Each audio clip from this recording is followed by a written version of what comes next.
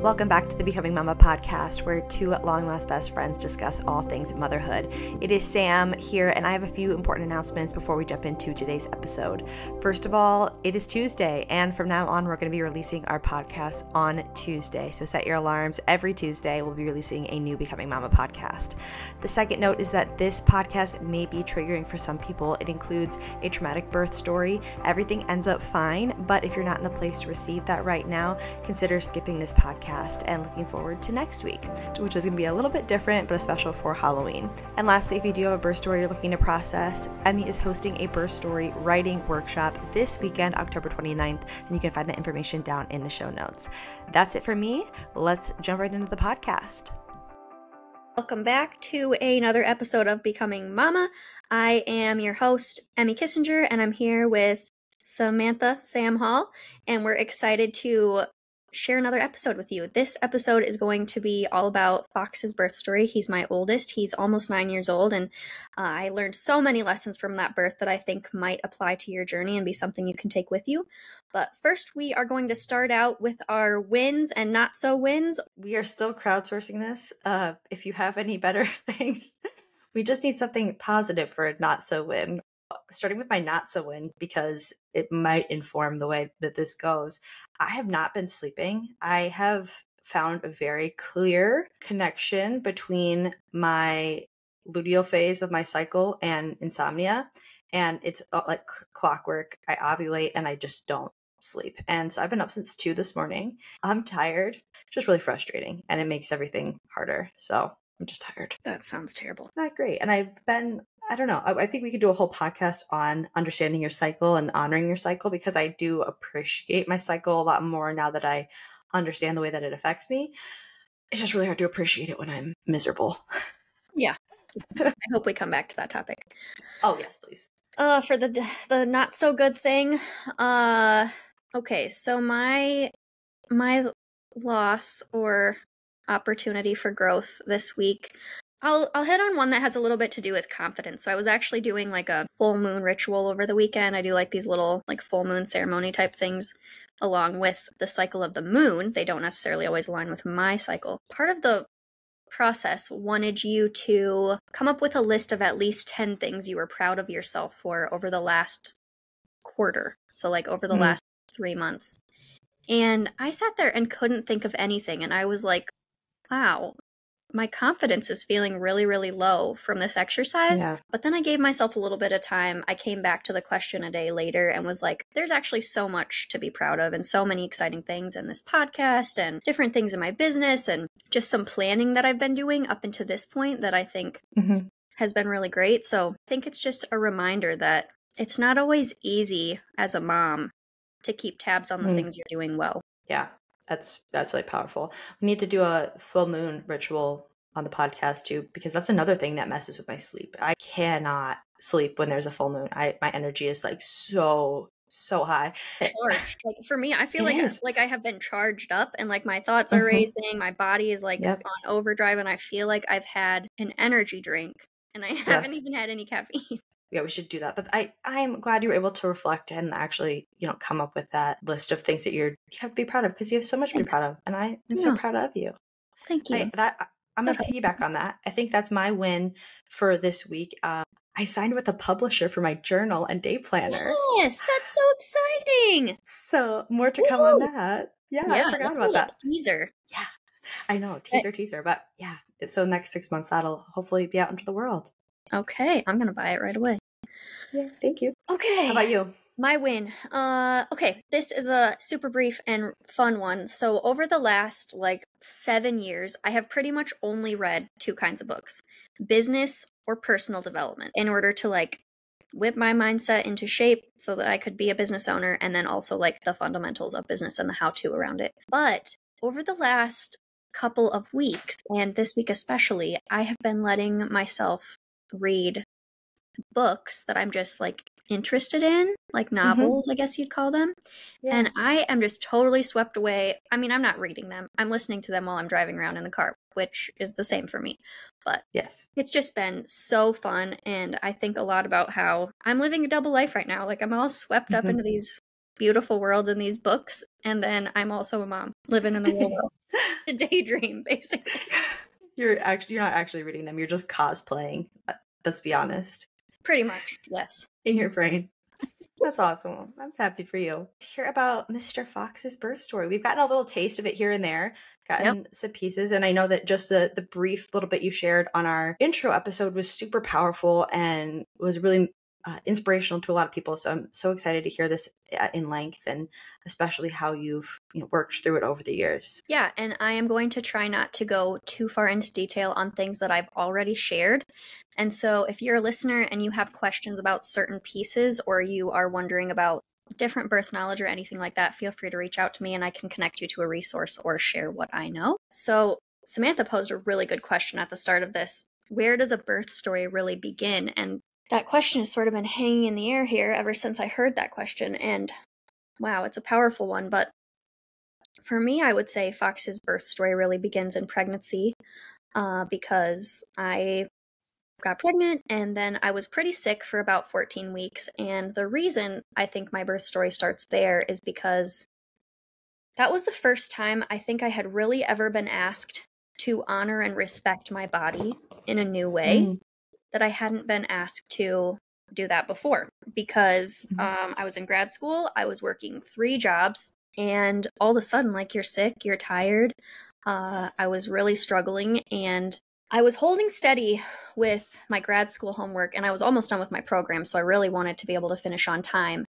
But I was also seeing a chiropractor at the time, and I was so sick, and I couldn't function the way I had in the past. And she basically said, like, you're pretty much in fight or flight all the time. You have adrenaline running all the time, and there's a real possibility that could impact your baby. And I had never really thought about my body being a vessel for, I mean, I had thought about that, but not in like a legitimate physical way before.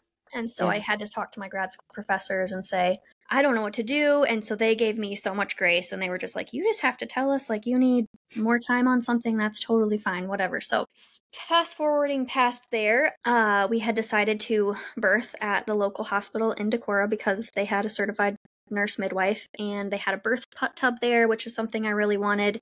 And the other prep that I had done was hiring a birth photographer, which I'm happy I did, but I haven't done that for later births that I've had.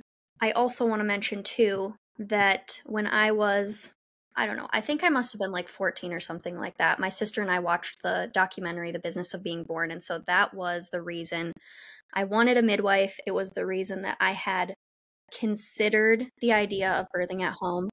But I always want to plug that documentary anytime I have a chance, because I think it is so powerful to see what home birth looks like, first of all, and second of all, explore the philosophies that the hospital is using when they are supporting a woman who is birthing. Those are really essential pieces of knowledge that you need if you are a person who has not given birth yet, or if you are a person who is dreaming of a different type of birth because you weren't happy with how the first one went. So I worked up until I was pretty much going to have my baby. That was the plan. And I made it to 42 weeks. And at 42 weeks, I was like, I feel like going to work is like a major hassle at this point. It's getting pretty hard to sit and like be at my desk, write reports. So I had wrapped everything up at work. Had realized that I probably was going to have to relax if I wanted to release this baby. And that is something that I come across all the time now, being a woman who has a professional background and who has dabbled in the career world. I have found that a lot of type A hardworking women like me have a very hard time releasing and letting that baby down and out. Nearly every conversation I have with someone who was in my field struggled with birth, and I think that our shoulders are tense all the time. Our backs are straight. We are, intelligent, capable women, and so we think that birth might not be that hard for us, but at the same time, because we carry so much stress and tension, it can be, for me at least, it was incredibly challenging that first time around. So 42 weeks, I At that point, I had agreed that I would consider the option of a possible induction. My midwife said that she would be comfortable with me going to 43 weeks if I felt like that was the best choice for me. Went in, did the non-stress test or whatever it's called. Baby seemed great. Baby seemed healthy. I didn't have any fluids that were making anybody nervous or anything like that. But did schedule an induction for like the day after 42 weeks. But gratefully, I went into labor that night at right around 12 p.m. And that is pretty much when all of my labors have started. Active labor has pretty much always, I've gone to sleep, gotten a couple hours of sleep, woken up at 12 and been like, okay, it's go time. I know it's time to have a baby. So when I woke up, I've said this on the podcast before, I was extremely shocked by the intensity of these waves that I had heard people describe before as a laboring and first-time mom. So I woke Zach up and my sister was there at our house with us. And I was like, yeah, this baby's going to come out any minute. I have got to go to the hospital. So we got in the car. Like the plan had been labor at home. That's what people who typically are hoping for a natural birth, that's what they tell you to do, is stay at home as long as you can. So I didn't listen at all. I did take a bath and then we just went right there. It was the middle of the night. And of course, got such a huge adrenaline rush from just transitioning from home to hospital and seeing all the stuff and getting hooked up to all the things. I did decline they put like maybe you know the word for this, like a thing in your arm so that you can easily get injected with things like while you're a port, like a yeah, something like that. Yeah. Yep, I declined that. And I just say that because I think it's important that people know that if you are birthing in the hospital, you can decline things. They can offer you things and you can absolutely say no. We were doing the heart monitoring and all of that stuff. And my sister was there with me. My husband was there. My labor pretty much completely stalled out when we got there. And we just hung out all day eating Jolly Ranchers and hanging around, smelling aromatherapy vials that they had given me there. That was really nice. But then once night fell, labor kicked back in again, and I took a bath, tried to relax, and that's when we decided. So if you don't know this already, you probably do. The hospital kind of has you like on a time clock. If you are trying to birth your baby vaginally, the insurance companies essentially dictate that like your baby has to be born within a certain amount of time. Otherwise, you are too high of risk at that point and you need to have a C-section. And so we were hitting that 23-hour mark, even though I had really only been in active labor for, that morning portion and then the evening portion. So I agreed to have my waters released because that was one intervention we could try to get things moving along. And that's a decision that I deeply regret because my grandma had told me that in all of her births, once your waters release, like that is when the strong contractions are probably going to start for you. This is obviously not true for everyone, but I knew this was probably true for my family and the women in my family who give birth at least. And that is exactly what happened. And so they had told me I would be able to take a bath and relax after the waters were released, and then they changed their mind and said that because my waters were released, I could no longer be submerged in water. So I had pretty much no pain management options that I could think of besides maybe like the playlist I had brought or the aromatherapy that they were giving me. So I really started to panic. I started to freak out. I felt like I needed to be alone, and the only way I could be alone was to be in like the little curtained toilet area. So I spent a lot of time just sitting there. But at that point, again, it had been way past 20 hours and I had pretty much progressed just to like a 4 or something. I'm no longer a person who like takes a lot of stock in those numbers, but my medical team at that time definitely did. And so the midwife called the doctor who came and at that point didn't really like the heart tones. And so, and I was becoming pretty unruly at that point because we had released my waters, the contractions became something that I was not ready to handle on a physical level because my body had been working up to being able to manage those contractions. But because we intervened and we messed with the natural process, it was like a 0 to 100 and my body was still like at a 25. So at that point, that's when I was like looking at my midwife, like we need to do something else. I am terrified. I cannot do this. I am scared. And so that's when they pretty much sedated me and rolled me off. And Zach wasn't able to be in the room when Fox came out. My sister wasn't there. Nobody from our family was in the room. So that was, of course, a huge bummer.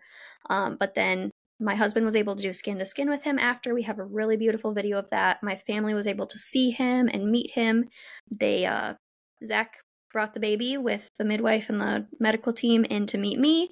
And that was like the most beautiful, glorious moment of my entire life. It was finally like, for the first time, I had found home. I had found who I was. I had found who I was meant to be. And I was just so grateful to meet this little boy. I mean, it was just, I had thought he would be a girl for sure. So the fact that he was a boy was just a complete shock. And I don't know if I've shared the story of naming him before, but we had picked out the name Preston. So funny because that's Fox's favorite YouTuber now. Zach and I had been watching the show The X-Files, and so we both kind of looked at each other and we were like, we think he should be named Fox. And so we were really excited about his name. And I remember telling my sister his name, and she being like, she just looked at me, looked back at her phone, and I was like, Lauren, we just told you his name. And she's like, oh, what? I was confused. I didn't know what you meant.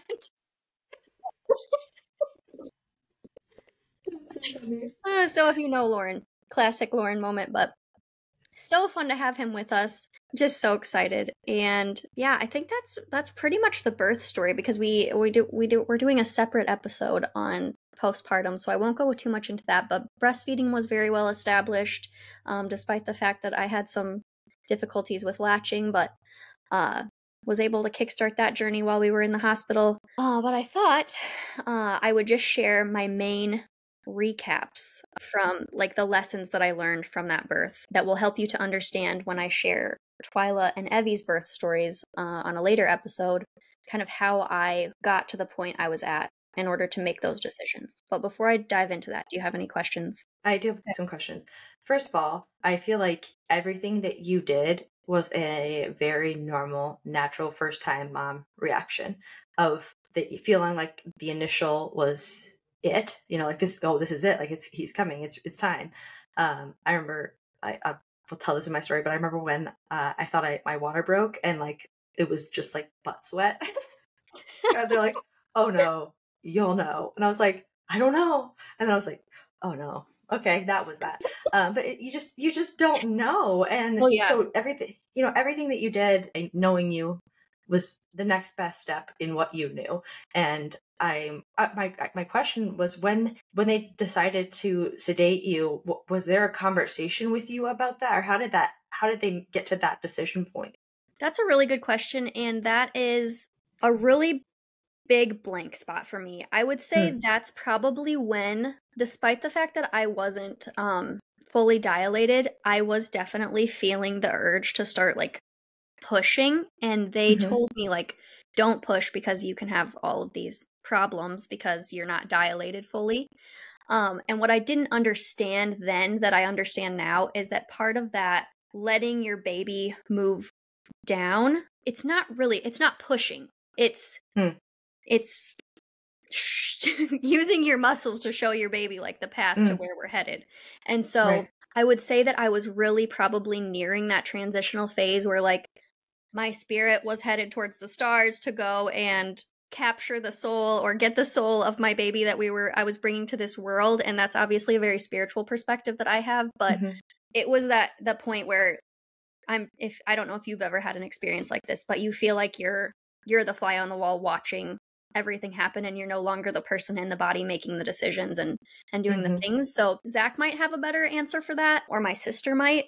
Mainly, the last thing I really remember is just like looking into my midwife's eyes and being like, I can't do this anymore, and I'm not going to do this anymore. And so then laying down and kind of just surrendering. And I have a really beautiful doula friend who says that having a C-section can be the greatest surrender that you ever experience in your life, because you have to hand over your life and the life of your baby to someone else. And so that was obviously a really challenging decision for me. I mean, it didn't feel like a challenging decision at the time. At the time, it felt like the decision that had to be made because of the circumstances I was in. Yeah, does that kind of answer your question? Yeah, absolutely makes so there was sense. I signed the consent forms. I mean, they explained things to me. Everything was done to the book. But one of the points that I'll share is that now being the person that I am with the confidence and empowerment that I have, I take responsibility for those decisions. I made them. Mm. And I don't blame anyone in that room for the decisions that were made because I'm the one who decided to be there. Oh, that hit. Definitely one of the hardest lessons that I've had to learn in my life. And I had to be completely broken in order to reestablish the woman who is able to live with that mindset and that belief. Mm. But it applies far beyond birth, that's for sure. It applies to everything. It applies to every decision that you make every single day that you're here on this earth.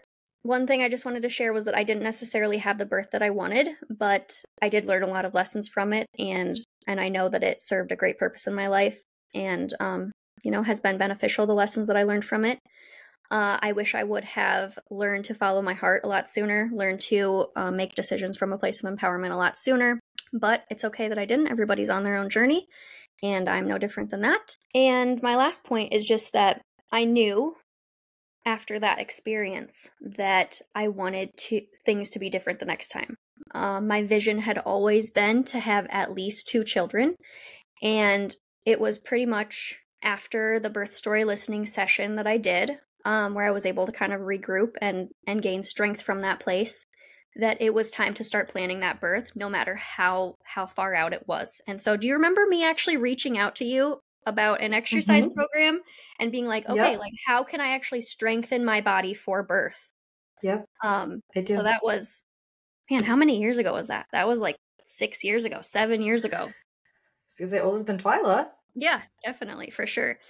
So that's when I started learning all the things, reading all the books, and I think there's a lot of things in the world of like alternative medicine and natural way of doing things, ways that different communities think, and a lot of us shy away from some of the information because we're afraid of it, or we're nervous to learn it, or we think there's just no way that we could align with that information, so we're not even going to go there.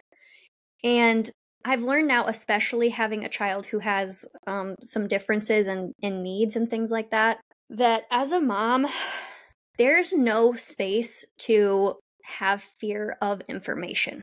If we feel called to learn something or called to know about something, it is for a reason, even if we're terrified of what the way that information might shift the decisions that we're making. And so in the hospital, they had me watch this video, The Happiest Baby on the Block or whatever. And it was that plus the other promotional material they give you on a little DVD player that's all like super anti co-sleeping. And had I not co-slept with Fox, I never would have slept. And I know that you can relate to that. And so it took me years before I was brave enough to read the book, The Family Bed. And I look back on that now and I'm like, how silly that I was afraid of a book. But also, in Evie's situation, how silly that I was afraid of the information an MRI would provide to us. And so I realize now that from Fox's birth and from different experiences in my life, it's okay to learn new things, and it's okay to surround yourself with people who think differently than you if you think that what they're doing is aligned with what you might want your life to look like. Absolutely. And that's a hard thing too, especially when you are aligned in one way or another, to think that you might have to change your mind on certain things. And especially as millennial moms who are we're just overflowing with information. And we've grown up with it, so it's normal for us now, and we don't even realize how much is sort of being pumped in all the time. And one thing I'll add to that also is that in Fox's birth, beyond the point of just like connections through dreams, I had no idea how to tune in and listen to the voice my baby had and was sharing with me. And that's something that I'll talk about more in Evie and Twyla's birth story podcast. But that baby that you're carrying with you, I firmly believe has a voice and has something to share. And in almost every scenario where I have found myself wondering what to do, if I close my eyes and get really quiet and I wait and I ask my baby the question that I have on my mind, I will always get an answer. And it's always the right one. It has never failed. Because I can feel that. I remember looking at Teddy, and I remember looking at him and being like, I know you can't talk to me, and I know that you are just like a potato, but like we got something here. Like there's someone in there, and there's someone who's trying to tell me something, and like there's this connection here that I don't think you don't see in other babies. And I only had that with one other baby who I nannied for a long time. And I always just felt like there was this light behind her eyes. And I think that was just because we were connected. But I can't wait to hear about that. I won't go into it now. I'm excited to hear about that. Yeah. So that pretty much wraps up his story. It's a good one. It's a meaningful one, at least to me. And I hope there's some things that our listeners were able to glean from it, no matter where you're at in your motherhood journey. But I just wanted to kind of conclude by saying that if you haven't written your birth story out, or if you are struggling with a birth story, I have a resource on my website that's 25 prompts to help you write your birth story, which can also lead you to help start processing and unpacking some of these things if you're having a hard time with them. And you can find that at arrivalstories.co. But the prompts will help you write your birth story. It also includes prompts to kind of write like pieces of your pregnancy, pieces of your postpartum, so you can kind of start unpacking all of that if that's something that you wish to do. That's awesome. And that is linked down in our show notes as well. And Emmy also offers birth story listening services, so if you feel like that's something that would help you to process your birth, you could find that all in the show notes. And thank you so much for being open and vulnerable and sharing that with us today. That was beautiful. And we'll be back next week with Teddy's birth story, which was a very different experience. I'm so excited. As always, thank you all for being here. Please make sure to follow the podcast and give it a 5-star rating or review on your platform of choice. Again, you can connect with us, visit our website and social medias in the show notes below, and we will see you next week.